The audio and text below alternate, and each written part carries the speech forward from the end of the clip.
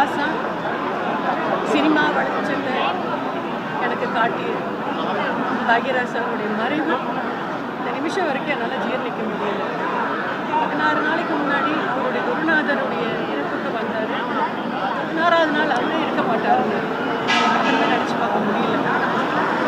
என்னை பொறுத்த வரைக்கும் அவரை மாதிரி ஒரு ஸ்க்ரீன் பிளே ரைட்டர் இந்தியாவில் புகழ்பெற்றவர்கள் அவரும்.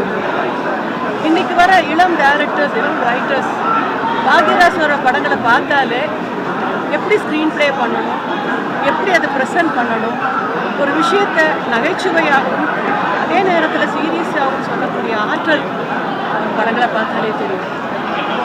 என்னை அறிமுகப்படுத்தி நான் நடித்த படங்கள், அதுக்கப்புறம் நான் எவ்வளோ படம் நடிச்சிருக்கேன். ஆனால் யார் இப்போ என்னை பார்த்தாலுமே டிவியில் அவங்க படம் பார்த்தேன், டிவியில் பாக்யராஜ் சார் படம் அப்படி தான் சொல்லுவாங்க. எங்கே சின்னராசான்னு கூட சொல்ல மாட்டாங்க. பாக்யராஜ் சார் படம் பார்த்தேன், சூப்பர் கேரக்டர் மேன், உண்மையிலே சூப்பரான கேரக்டர். எவ்வளோ படம் பண்ணாலும் இன்னைய வரைக்கும் எல்லார் மனசில் நிற்கிற அந்த கேரக்டர் மறக்கவே முடியாத கேரக்டர். அதே மாதிரி அவரை மாதிரி ஆர்டிஸ்ட்டுக்கு டயலாக் சொல்லி கொடுக்கறது, மாடுலேஷன் சொல்லி கொடுக்கறது, ஃபுல் கதையும் சொல்கிறது எல்லாமே அவர் கொடுக்குறது. இதே மறைந்த மாண்புமிகு முன்னாள் முதலமைச்சர் புரட்சித் தலைவர் எம்ஜிஆரோட மனதில் நீங்கா இடம் பெற்றவர்.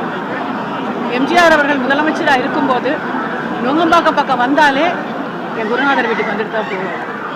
என்னோட கலை வாரிசுன்னு பாக்யராஜ் சார் சொன்னவர் புரட்சித் தலைவர் எம்ஜிஆர் அவர்கள். புரட்சித் தலைவி அம்மா மீதும் பாக்யராஜ் சாருக்கு மிகுந்த மதிப்பும் மரியாதையும் உள்ளார். உண்மையிலே என் குருவோட இழப்பு எனக்கு ஒரு பேரிழப்பு. அவர் இன்னும் நிறைய கதைகள் எழுதணும், அவர் இன்னும் நிறைய நடிக்கணும், டைரக்ட் பண்ணணும்லாம் எங்களோட ஆசையாக இருக்குது. ஆண்டவன் அவரை விருப்பப்பட்டு கூப்பிட்டாலும் அவர் இல்லைனாலும் அவருடைய படங்கள் மூலமாக என் குருநாதர் பாக்யராஜ் சார் வாழ்ந்துக்கிட்டு தான் இருப்பார்.